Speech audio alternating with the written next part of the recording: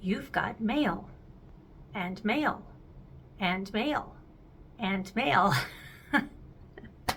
Hello, I am Heather Ann, and today on Heather Ann in Progress, I am going to talk to you about how do you tackle all of that physical mail coming into your house and how do you keep it from becoming a clutter avalanche. Today I am coming to you from my work office because this was the time and place that I had to record, so here we are. We might have an adventure on how many different backdrops I can have on this channel. But today I want to talk about the physical mail that we have coming into our homes.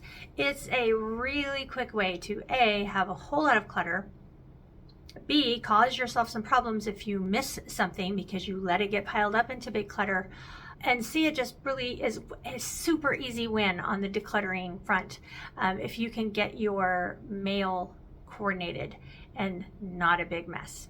So let's start all the way out at the mailbox. So unless you are lucky enough to have a very sizable and locked mailbox, you really need to bring in the mail every day or so.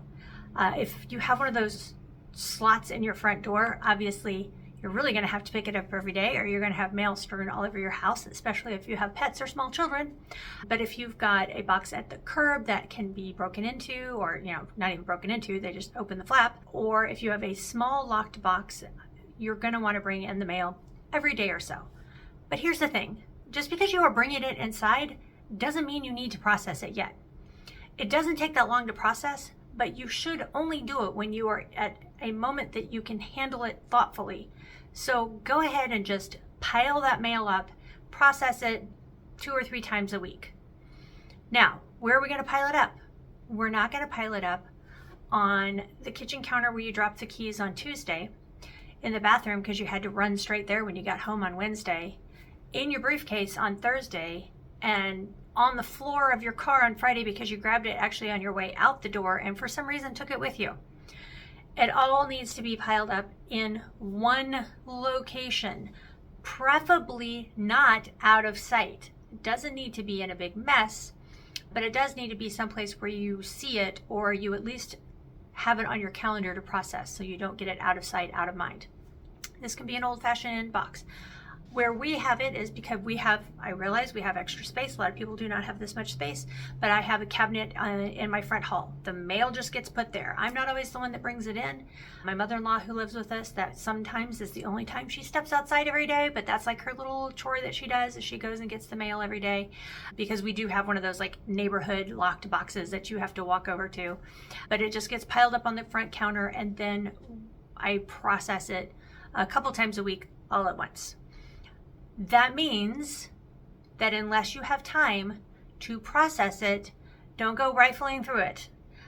Go ahead and save your thoughts and energy, preserve that decision fatigue or whatever it is, go do something else, make planned times to process your mail. Now, you don't need a half an hour. Most of the time, most days, you need minutes. So what is the next thing you need to do once you have your pile of mail? You need 3 vessels close by. Your pile of mail does not need to be near these vessels, but you need to move them near the vessels. And the vessels are a trash can, a recycling bin, and then the third vessel is going to depend on your situation.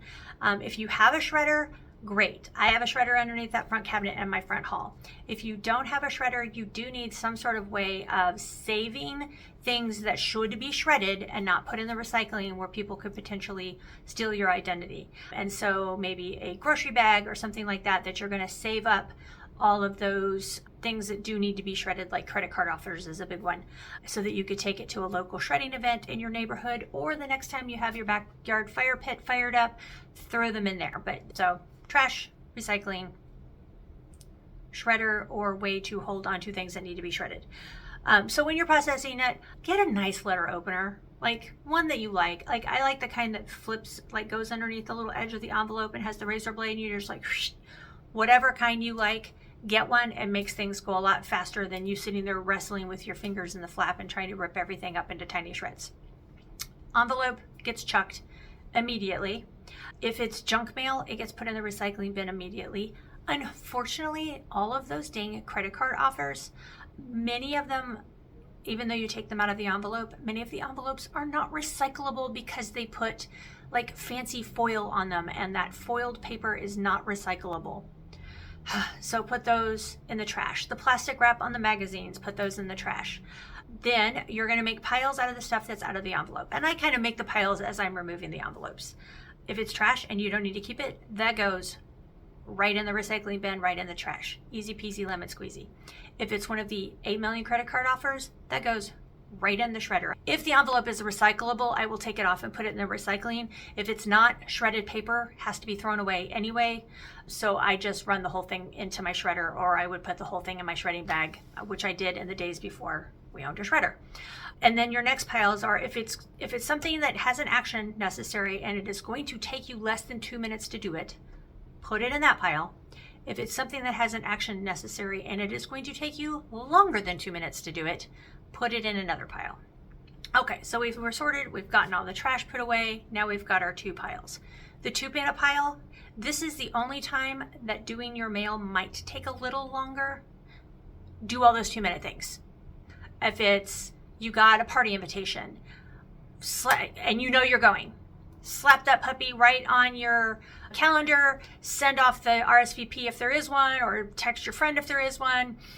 If there's a sale that you want to go to, put it on your calendar, put the coupon in your purse or your backpack or whatever you're going to have with you when you go to the sale. Process that stuff right away. Don't wait. Just go ahead and do it. That leaves you with just the things that actually you need to take action on. That's your bills, something that may need to be filed, like the declarations on your insurance. Those go to inbox number 2, and that's going to be at your desk or wherever it is you sit down and do all of your sort of book work for your house and yourself and your family. And go put those there. So mail, I process 2 or 3 times a week, mostly because I don't want it piling up on my counter. But if you want to process it once a week, or if you feel like you need to process it more than that, that is also fine.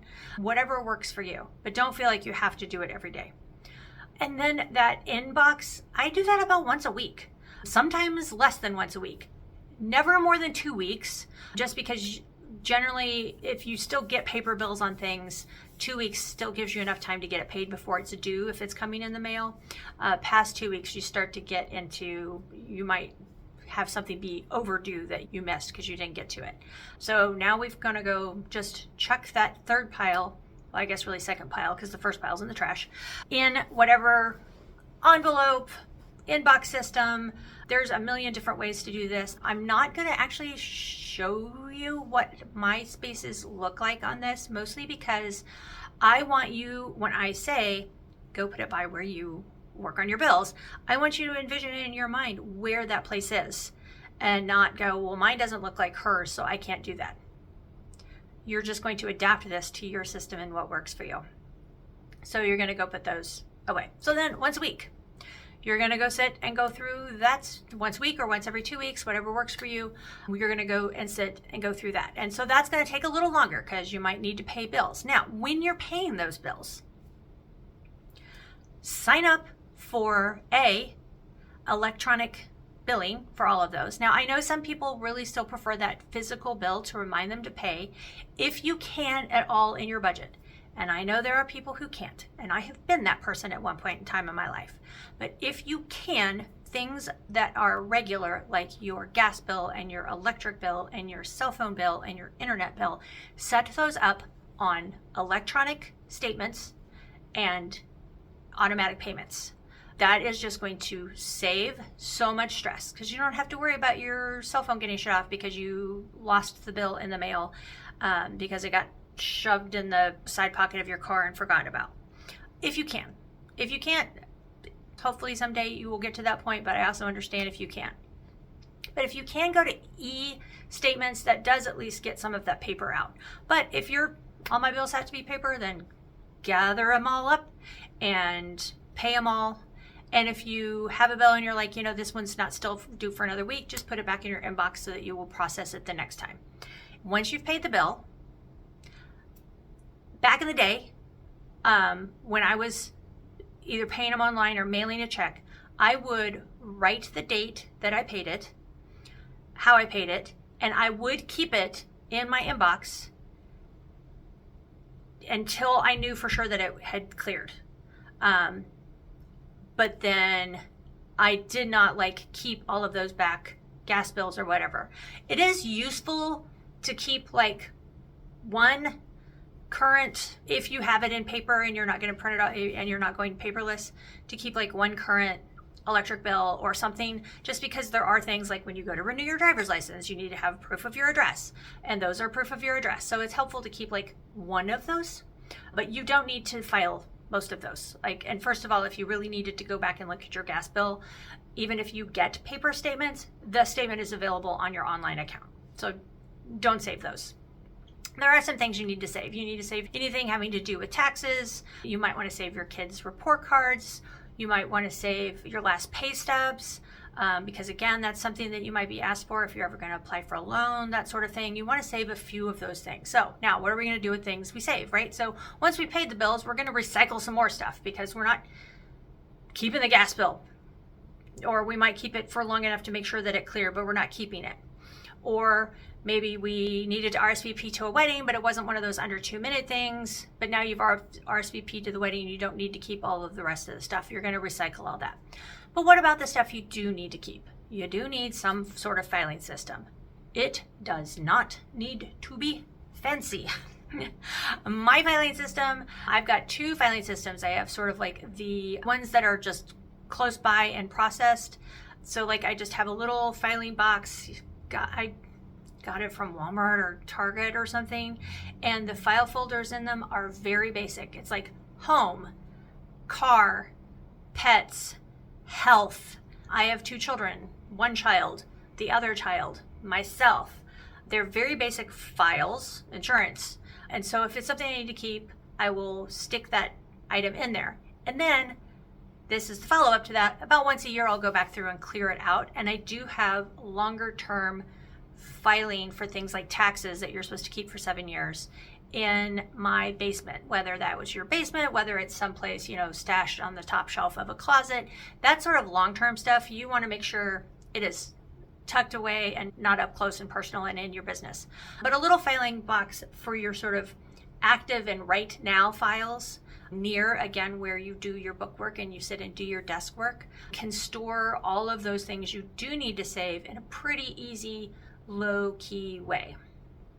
So, quick recap. Don't worry about trying to process your mail every day. Just gather it into one spot and process it from there. Process it next to the trash can, the recycling bin, and the shredder or shredding bag so that all of the excess stuff goes right in.